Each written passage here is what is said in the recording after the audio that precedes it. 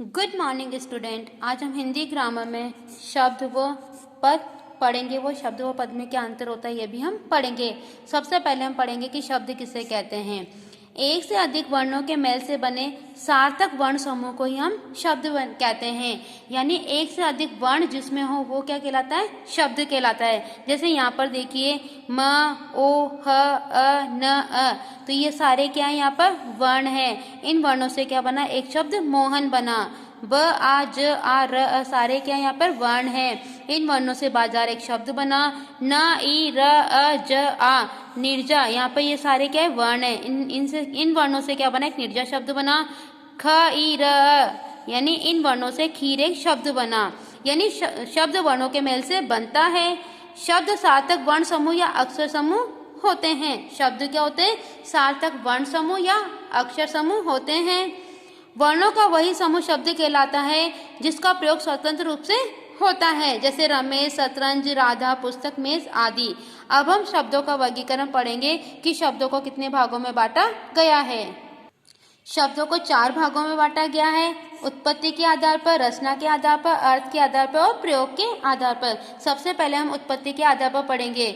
उत्पत्ति के आधार पर शब्दों को 4 भागों में बांटा गया है। तत्सम शब्द, तद्भव शब्द, देशज शब्द और विदेशी शब्द। तत्सम शब्द क्या होते हैं, संस्कृत के शब्द होते हैं। तद्भव शब्द क्या होते हैं, जो संस्कृत से लिए जाते हैं लेकिन वो हिंदी में रूपांतरण हो जाते हैं। देशज शब्द क्या होते हैं, जो साधारण बोलचाल की भाषा में प्रचलित किए जाते हैं, वही देशज शब्द कहलाते हैं। विदेशी शब्द क्या होते हैं, जो विदेशी भाषा से लिए जाते हैं, जैसे अरबी, फारसी, तुर्की, जो हिंदी में प्रयुक्त होते हैं, उन्हें विदेशी शब्द कहते हैं। अभी रचना के आधार पर शब्दों को 3 भागों में बांटा गया है। रूढ़ शब्द, यौगिक शब्द और योग रूढ़ शब्द। सबसे पहले रूढ़ शब्द है। रूढ़ शब्द वे शब्द होते हैं जिनके खंड करने पे उनका कोई अर्थ नहीं रह जाता है, वही क्या कहलाते हैं, रूढ़ शब्द होते हैं। जैसे यहाँ पे मान लो कल है, क और ल को हम अलग अलग कर दे तो क का भी कोई अर्थ नहीं रहेगा, ल का भी कोई अर्थ नहीं रहेगा। यौगिक शब्द वे शब्द जो 2 या 2 से अधिक शब्दों या शब्दांशों के योग से बनते हैं, उन्हें हम यौगिक शब्द कहते हैं।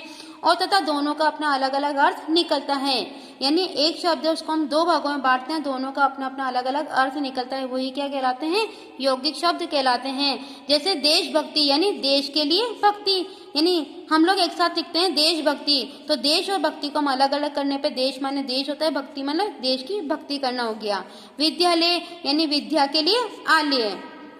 अब है योग रूढ़ शब्द।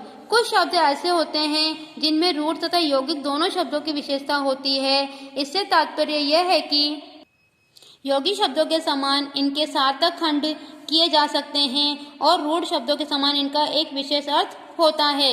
जैसे देखिए हिमालय, पीताम्बर, नीलकंठ, पंकज, जलद, चतुर्भुज, दशरथ, दशानन आदि। पंक प्लस ज यानी पंकज अर्थात कीचड़ से उत्पन्न, यानी कीचड़ में उत्पन्न, परंतु इससे केवल कमल का अर्थ ही लिया जाता है, यानी इनके अलावा कोई और अर्थ नहीं ले सकते हैं। अब हम पढ़ते हैं अर्थ के आधार पर शब्दों को कितने भागों में बांटा गया है। अर्थ के आधार पर शब्दों को 4 भागों में बांटा गया है। एकार्थी शब्द, अनेकार्थी शब्द, समानार्थी शब्द और विपरीतार्थक शब्द। सबसे पहले हम एकार्थी शब्द पढ़ेंगे। जिन शब्दों का प्रयोग केवल एक ही अर्थ में किया जाता है उन्हें हम एकार्थी शब्द कहते हैं। जैसे घर, घरी होता है, रात, पुस्तक, गंगा, दिल्ली, राम, पटना, यानी हम इनको कुछ और नहीं कह सकते हैं। अनेकार्थी शब्द यानी एक शब्द के कई अर्थ हों।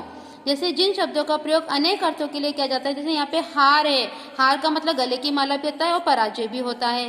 कनक माने सोना भी होता है और धतूरा भी होता है, यानी एक ही शब्द है लेकिन उसके अर्थ क्या है, अलग अलग है, यानी अनेकार्थी शब्द।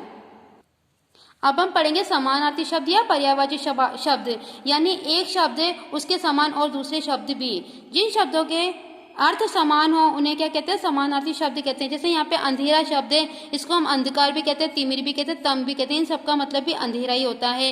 राजा को हम नर भी कहते हैं, नरेश भी कहते हैं, महिब भी कहते हैं, यानी इन सबका अर्थ भी राजा ही होता है। फूल को हम पुष्प भी कहते हैं, सुमन भी कहते हैं, कुसुम भी कहते हैं, यानी इन सबका अर्थ भी फूल ही होता है। अब हम पढ़ेंगे विपरीतार्थी शब्द या विलोम शब्द। जो शब्द किसी शब्द का विपरीत अर्थ प्रकट करते हैं उन्हें हम विपरीतार्थी शब्द या विलोम शब्द कहते हैं, यानी उसका उल्टा हो। अनुराग का विराग, अपना का पराये, अज्ञान का ज्ञान, अपमान का सम्मान, पाप का पुण्य, सच का झूठ, दिन का रात। तो ये क्या कहलाते हैं? हमारे विपरीतार्थी शब्द कहलाते हैं या विलोम शब्द कहलाते हैं। अब हम पढ़ेंगे प्रयोग के आधार पर शब्दों को कितने भागों में बांटा गया है। प्रयोग के आधार पर शब्दों को 2 भागों में बांटा गया है, विकारी शब्द और अविकारी शब्द। विकारी, हम सबसे पहले विकारी शब्द के बारे में पढ़ेंगे। वे शब्द जिनमें लिंग, वचन, कारक, काल आदि कारण परिवर्तन हो जाता है वो विकारी शब्द कहलाते हैं। यानी वे शब्द जिनका लिंग, वचन और कारक के आधार पर और काल के आधार पर परिवर्तन हो जाता है वो कैसे होते हैं? विकारी शब्द होते हैं। यानी उनमें विकार उत्पन्न हो जाता है, वो बदल जाते हैं। जैसे लड़का पढ़ रहा है तो हम लिख सकते हैं लड़के पढ़ रहे हैं, लड़की पढ़ रही है। लड़का दौड़ रहा है, वचन के आधार पर भी हम बदल सकते हैं, लड़के दौड़ रहे हैं। और लिंग के आधार पर जैसे यहाँ पे देखा लड़का पढ़ रहा है तो लड़की पढ़ रही, लिंग के आधार पर परिवर्तन हो गया। लड़का दौड़ रहा है तो लड़के दौड़ रहे हैं तो वचन के आधार पर परिवर्तन हो गया। लड़के के लिए आम लाओ यानी लड़कों के लिए आम लाओ, तो यहाँ पे भी कारक परिवर्तन हो गया। विकारी शब्दों के 4 भेद है, यानी विकारी शब्दों को भी 4 भागों में बांटा गया है, संज्ञा, सर्वनाम, विशेषण और क्रिया के आधार पर।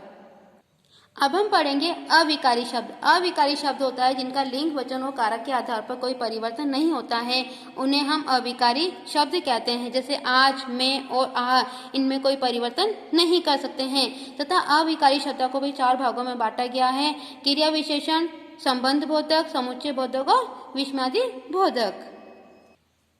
अब हम पद के बारे में पढ़ेंगे कि पद किसे कहते हैं। जब कोई शब्द व्याकरण के नियमों, प्रत्यय, उपसर्ग, वचन, लिंग, कारक, पुरुष आदि में बंधकर किसी वाक्य में प्रयुक्त होता है तो वो शब्द स्वतंत्र शब्द न रहकर पद की संज्ञा में आ जाता है, यानी पद की संज्ञा पाता है।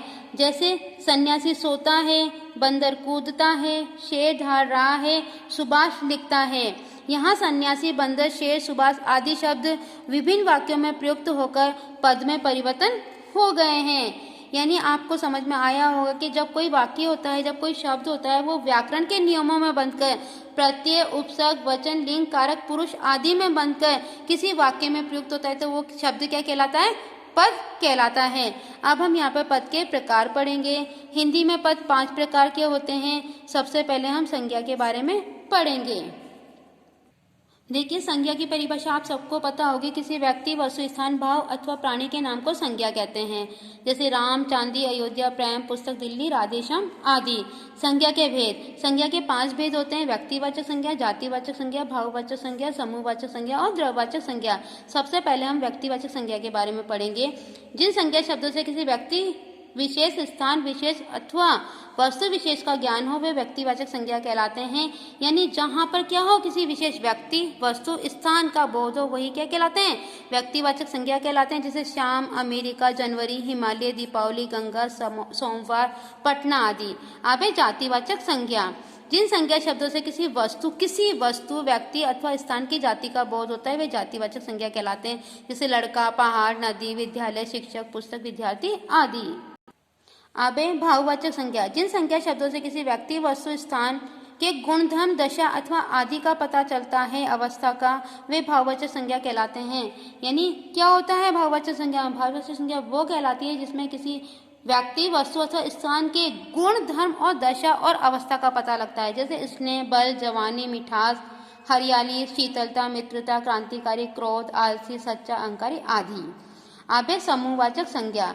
जिन संज्ञा शब्दों में किसी समुदाय या समूह का बोध होता है उन्हें हम समूहवाचक संज्ञा कहते हैं। जैसे सेना, मेला, सभा, दल, गुच्छा, गिरोह, कक्षा, समिति, आयोग, टीम, कर्मचारी आदि। अब है द्रव्यवाचक संज्ञा। जिन संज्ञा शब्दों से किसी धातु, द्रव या तरल पदार्थों का बोध होता है वे द्रव्यवाचक संज्ञा कहलाते हैं। जैसे सोना, चांदी, घी, तेल, पानी, दाल, चावल, रोटी, दही, धुआं, ऑक्सीजन आदि। सेकेंड है हमारा सर्वनाम। सर्वनाम भी आप सबको पता होगा। संज्ञा के स्थान पर प्रयुक्त होने वाले शब्द को हम सर्वनाम कहते हैं। जैसे मैं, तुम, हम, वह, जिस, कौन, किस आदि। सर्वनाम के भेद। सर्वनाम के 6 भेद होते हैं। पुरुषवाचक सर्वनाम, निश्चयवाचक सर्वनाम, अनिश्चयवाचक सर्वनाम, संबंधवाचक सर्वनाम, प्रश्नवाचक सर्वनाम और निजवाचक सर्वनाम। सबसे पहले हम पुरुषवाचक सर्वनाम के बारे में पढ़ेंगे। जिन सर्वनाम शब्दों का प्रयोग कहने वाले, सुनने वाले अथवा जिसके विषय में कुछ कहा जा रहा हो उसे क्या कहते हैं? पुरुषवाचक सर्वनाम कहते हैं। पुरुषवाचक सर्वनाम को 3 भागों में बांटा गया, उत्तम पुरुष, मध्यम पुरुष और अन्य पुरुष। यानी पुरुषवाचक सर्वनाम क्या, जो कहने और सुनने वाले के बारे में कहा जाता है। तो सबसे पहले उत्तम पुरुष सर्वनाम के जिस रूप से बोलने या कहने वाले का बोध होता है उसे हम उत्तम पुरुष कहते हैं। जैसे मैं छोटा था, यहाँ पर मैं क्या है? उत्तम पुरुष है। अब है मध्यम पुरुष सर्वनाम के जिस रूप से सुनने वाले का बोध होता है उसे हम क्या कहते हैं? मध्यम पुरुष कहते हैं। जैसे ये घोर तपस्या कहाँ गई, मतलब यहाँ की जो थी आपकी वो घोर तपस्या कहाँ गई, यानी यहाँ पर आपकी क्या है? मध्यम पुरुष है। अब है अन्य पुरुष सर्वनाम के जिस रूप का प्रयोग बोलने अथवा सुनने वाले के अतिरिक्त किसी अन्य के लिए किया जाता है उसे हम क्या कहते हैं? अन्य पुरुष कहलाता है। जैसे वो 9वीं जमात में थे, यानी यहाँ पर वह क्या है? कोई तीसरे पर्सन के बारे में कहा जा रहा है, यानी ये वह क्या है? यहाँ पे अन्य पुरुष है। अब हम पढ़ेंगे निश्चयवाचक सर्वनाम। निश्चयवाचक सर्वनाम ये होता है जिसके बारे में निश्चय हो, यानी निश्चित हो। जिन सर्वनाम शब्दों के से पास अथवा दूर के व्यक्तियों या वस्तुओं का निश्चित संकेत स्पष्ट हो वे निश्चयवाचक सर्वनाम कहलाते हैं। जैसे वे मेरे बड़े भाई हैं, वे क्या है? यहाँ पे निश्चयवाचक, मतलब पक्का है, निश्चित है, वो मेरे बड़े भाई ही हैं। अब हम पढ़ेंगे अनिश्चयवाचक सर्वनाम। जिन सर्वनाम शब्दों से निश्चित व्यक्ति अथवा वस्तु का पता नहीं चलता वो क्या होते हैं? अनिश्चयवाचक सर्वनाम होते हैं। जैसे कुछ परिंदे शहर छोड़ के चले गए, अब नहीं पता कि कुछ कौन कौन से हैं। अब है संबंधवाचक सर्वनाम। जिन सर्वनाम शब्दों का संबंध वाक्य के दूसरे शब्दों से प्रकट हो वे संबंधवाचक सर्वनाम कहलाते हैं। जैसे यह तो जनरल के भाई का है जो थोड़ी देर पहले यहाँ पधारे थे, यहाँ यह और जो संबंधवाचक सर्वनाम है। अब है प्रश्नवाचक सर्वनाम। जिन सर्वनाम शब्दों का प्रयोग प्रश्न पूछने के लिए किया जाता है वो प्रश्नवाचक सर्वनाम होते हैं। जैसे चिल्ला कौन रहा है, यहाँ पे कौन क्या है? प्रश्नवाचक सर्वनाम है। नीचवाचक मतलब जो जिस शब्द का प्रयोग स्वयं के लिए किया जाता है, जो सर्वनाम शब्द स्वयं का बोध कराते हैं उसे हम नीचवाचक सर्वनाम कहते हैं। जैसे मुझे अपना अपराध स्वीकार है, अपना यहाँ पर क्या है? नीचवाचक सर्वनाम है। ये पैराग्राफ हम यहीं समाप्त करते हैं। Thank you.